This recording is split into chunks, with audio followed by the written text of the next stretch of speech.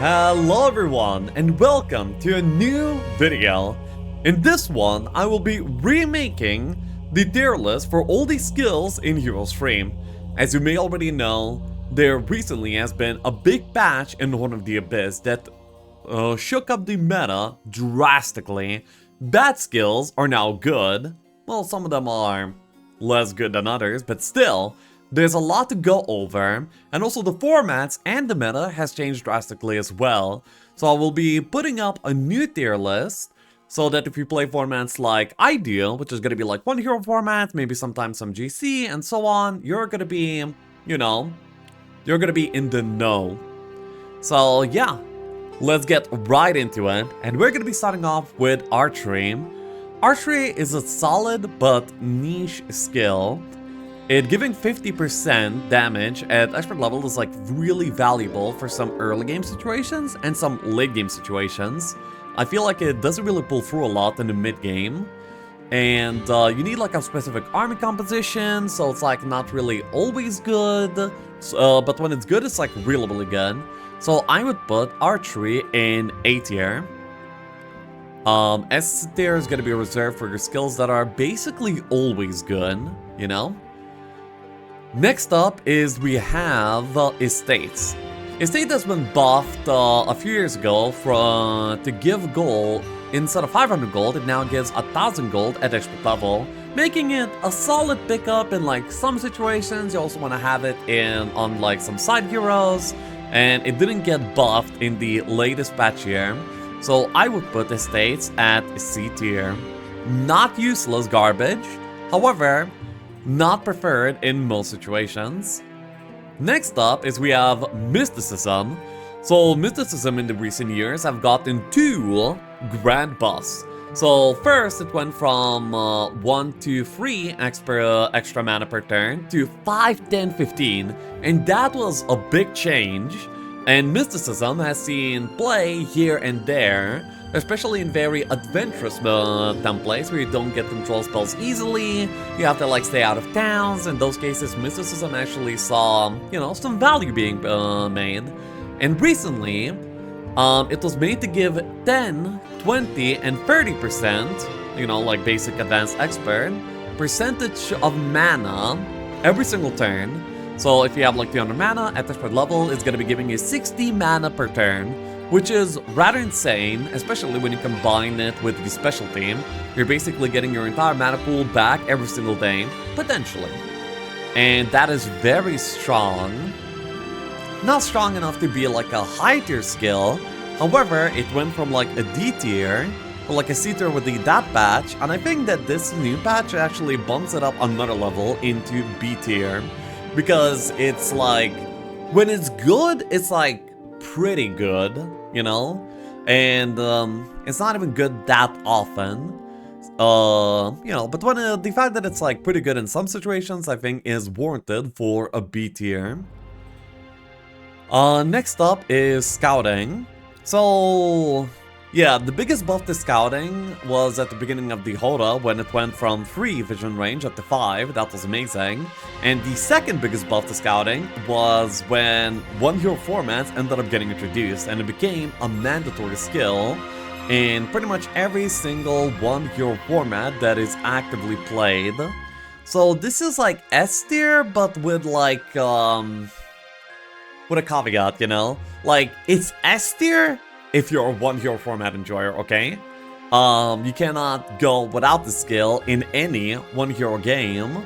However, if you're like, gonna be playing classical formats like 6 Element Name, Jibus Cross, then this skill is definitely gonna be quite a bit lower on the tier list. However, I'm primarily enjoying one hero formats, so for me, it is most definitely S tier. Next up is Water Magics. Water Magics is looked down upon, I think, by many people. However, it's not really as bad as it seems. When you like try to think of like a best in slot like skill set for like many heroes, Water Magic actually makes the list in very many of them. And because of that alone, I think it makes it into A tier. Something that makes it into best in slot skill trees, but not always. Just feels like an A tier skill to me. So I will put it on the lower end of A tier. That's Water Magics. As for Player, as for Bless, teleporting your behemoths, your dendroids over walls, really important in very many scenarios. So this is not a skill to be underestimated. Next up is we have Artillery. So Artillery is one of the weaker skills, and it didn't get directly buffed in the latest patch. However, it did get, well, I would like to say indirectly buffed, but it's almost a direct buff. So Ballista these days has 4 more base attack than it used to in the previous patch. So the percentage damage increase from the artillery is now increasing more damage. So it got a little bit better. This is basically like an early game skill that you use to like farm up faster than you would without having the skill. However, usually like spending an entire secondary skill slot in order to have this is not usually very worth it. So I would say it goes into low B tier. It also has like the very relevant thing that it lets you control the towers. And now controlling the towers is like kind of good, but where the real power comes in is the fact that you get to cast before any unit takes a turn if you have artillery, making siege defenses a lot easier against other players. You can anti-magic, protect, or maybe just like chain away the opponent army before he even gets to act. Still though, it's very niche, so despite it being good in some situations, it is going to be B tier. Next up is Intelligence. Intelligence hasn't seen any buffs in ages. It has seen the biggest nerf at the beginning of Hoda. It went from 100% mana to 50% mana. And ever since, it's never really been the same. It gives you some extra mana, but it doesn't usually feel worth the extra skill slot. It's only basically good on control templates where you build out the mage guild and then you're printing out heroes that will not really have like a lot of knowledge, but you want them to have some mana, so intelligence is like a good filler skill. So apart from that, it's not really good in that many cases. So I would put it also in B tier. It used to be way higher, so I'm saying bad things about it in order to justify putting it not higher. I wonder where in B tier it would go. I still would usually like it over Mysticism, but this might just be like, you know, like a thing for, like a thing that I have out of habit. Anyway, moving on is we have Ballistics. Oh, by the way, I didn't mention, Artillery did get a buff. Now you cannot destroy the Ballista in less than 3 hits if you have the Artillery. That is like a pretty significant thing, but it doesn't really matter that much for the Ballista, I would say. So, yeah. And next up is Ballistics. Ballistics also got a buff. And the buff for Ballistics is the fact that it will shoot accurately at expert level. So if you want to destroy the gate concretely, you can have Ballistics and you will be able to do that every single time. Or if you want to destroy the towers, you will be able to do that every single time. And also, you cannot take away more than 40% of its HP with a single hit. So it has like the same treatment as all the war machines in the latest patch. The skill protects the war machine itself, at least some. And yeah, that makes it go from a garbage skill into a not so garbage skill. I would put it C tier right above Estates. It's super niche. However, in that super niche situation, it can actually be pretty good. And very notably, of course, it also gives you the casting priority in a siege battle, which is good. Next up is we have Leadership. So Leadership hasn't seen any changes in like the longest time. However, I feel like Leadership's competition is growing more fierce. With some of these secondary skills becoming better and better, it's harder to fit in this skill into a good skill tree. So it doesn't really feel as good anymore. I am a little bit torn between putting Leadership in either high B tier or low A tier. I think that currently it still belongs in low A tier. However, with the meta developing, I wouldn't be surprised if it actually did like kind of fall to B tier. Next up is Navigation. Navigation is a skill that we never like really see in any sort of PvP play. However, I actually think that this is generally a good skill. Like 150% moves on sea is like an insane amount of moves. Like if you have a navigation and you like get on a ship, you feel like a god. Like you can go everywhere. You're like NWC the one hacking through the map. And for that reason, it's gonna be low B tier. Super niche, but good when it is actually playable. Wisdom. Now, wisdom is always like this kind of weird thing where, you know, like you only take it out of necessity, but that necessity is important, so do you like, you know, like give that necessity to the skill? Like, you know, should I be judging these spells or the skill? Is gonna be like the question. Anyway, I played a lot of Memory Lane. I've grown fond of Wisdom. It makes Scholars better. It makes Boxes better. You know, of course, it enables the Mage Guild. It does a lot of good things for you, and it's very, very important. And it is a necessary skill in most best-in-slot skill trees. So I will put it actually low S tier. Next up is Earth Magics. Earth Magic, since the dawn of Heroes 3, has been the most overpowered school of magic, having Resurrection, Town Portal, Expert Slow, like late game control, survivability, like it gives you everything that you might ever want, and it is a pickup in every single skill tree ever. Yeah, just like top of the S tier immediately. Next up is we have Learning.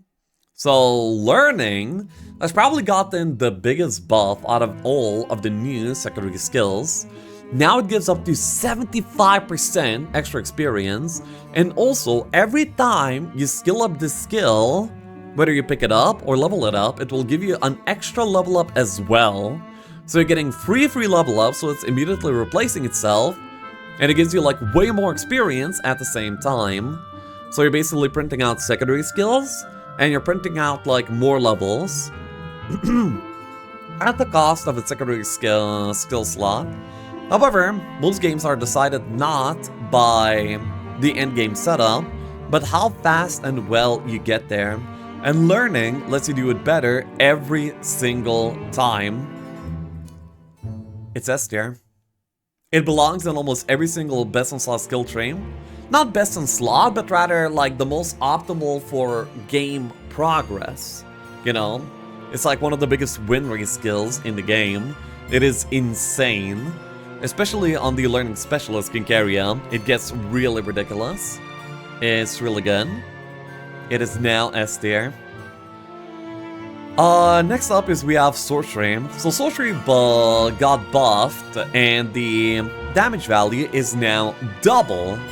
So instead of 15% extra spell damage, now we get 30%, making it a really solid pickup for anyone that is using spells, whether it's gonna be your Luna, whether it's gonna be like your Soul Mirror that starts off with some Sorcery. It's really, really good.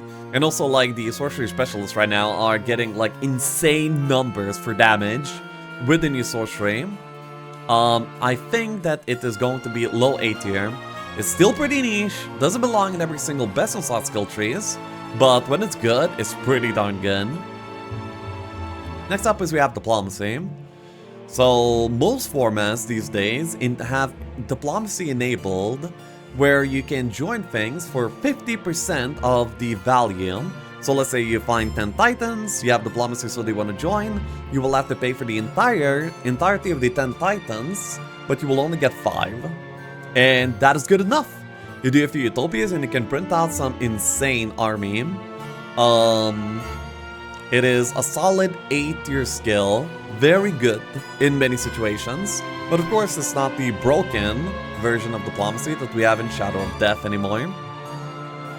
Next up is we have Logistics. Logistics is giving you extra moves, you know, like Heroes 3 is all about using your moves and using them efficiently to get as much done every single turn, and when you get like more to do every single turn, that's really powerful in a game of like Heroes 3. Logistics belongs in pretty much every single skill tree that you could ever think of in Heroes 3, if it's available of course. and that's why it belongs very high in the S tier, one of the best skills in the game. Next up is Necromancy. Necromancy is like kind of hard to put in a tier list because like you never pick it up, you just sort of have it on heroes that just have it, you know? So anyway, it gives you like army generation. It's not like super strong armor generation, however when you combine it with other tools such as the Skeleton Transformer, it becomes a pretty menacing late game force. It also gives you like some meat from fight to fight, which can actually be more annoying than useful. I would put it in low A tier. Situationally good. Next up is Fire Magics. So Fire Magics is really equivalent to Water Magics, where it's sometimes gonna be pretty good. However, it is pretty much never mandatory, and yeah.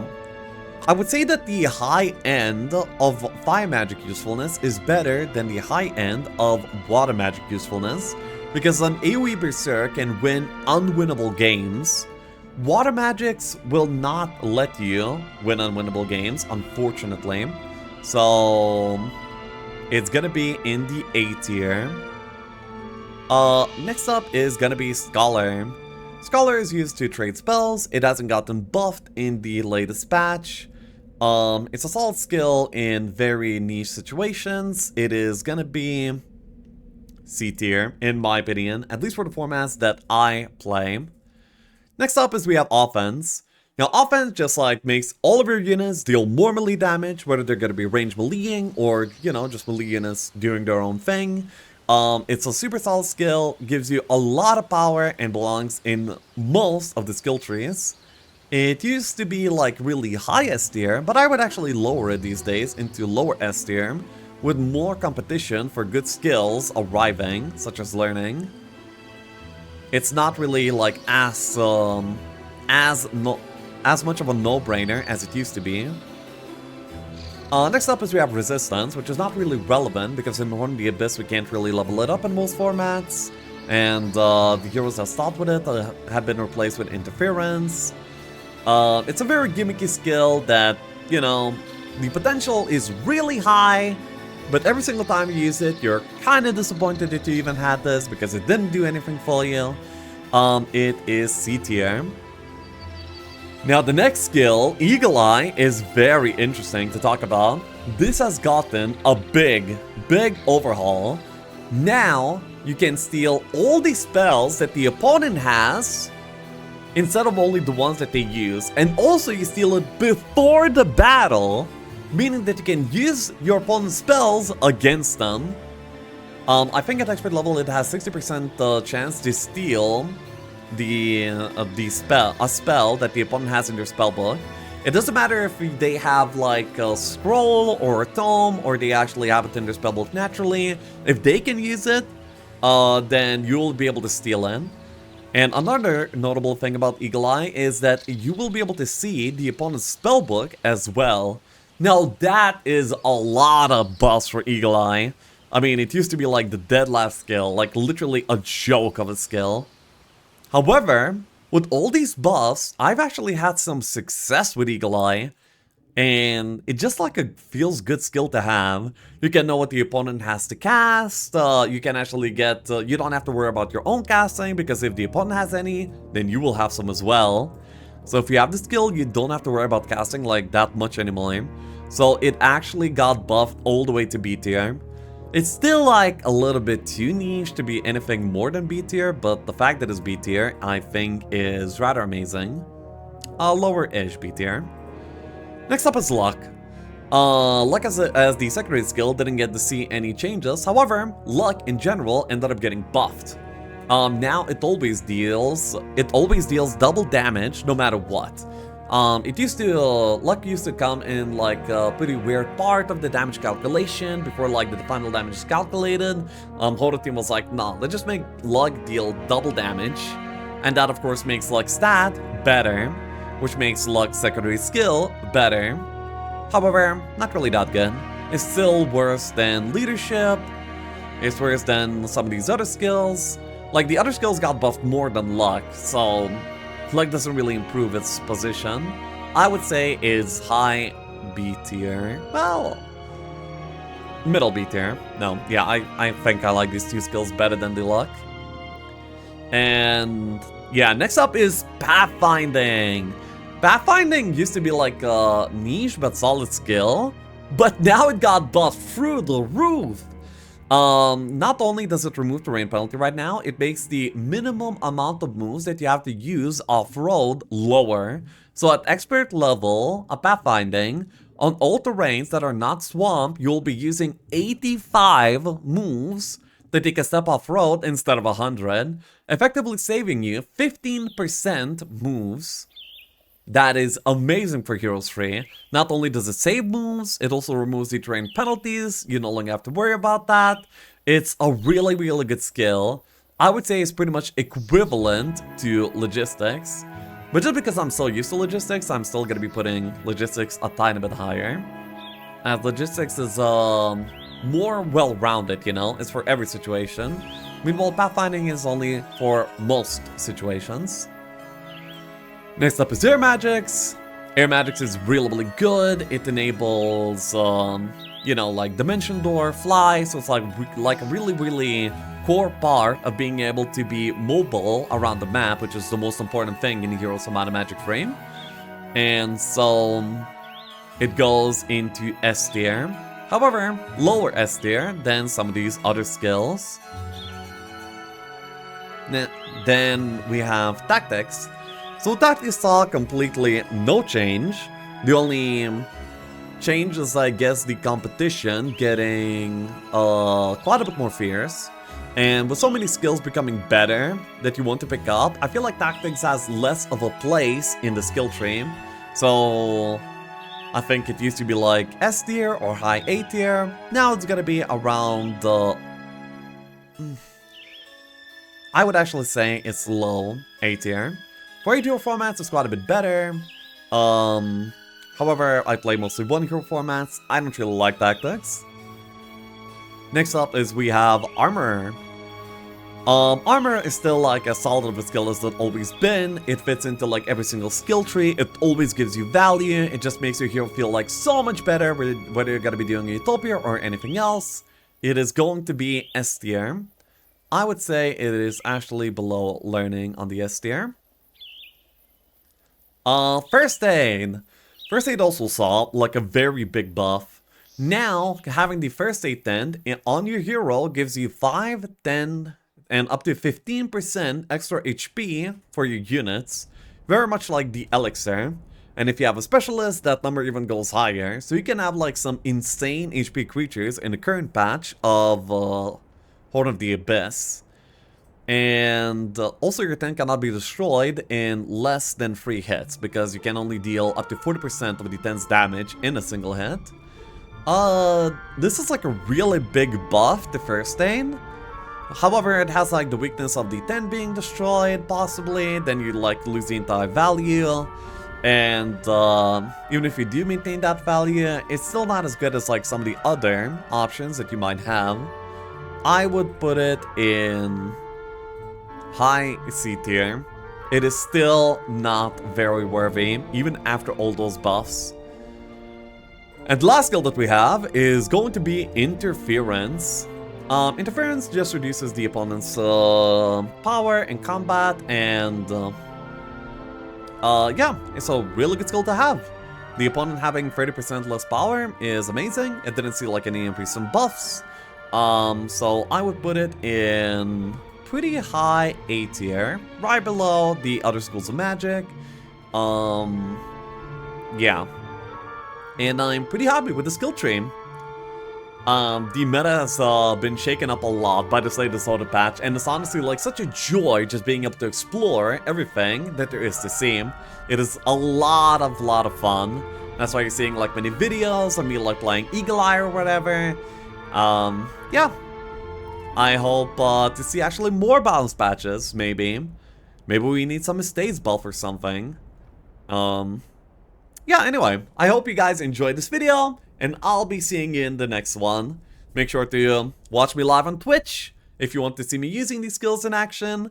And have a good day. Bye-bye.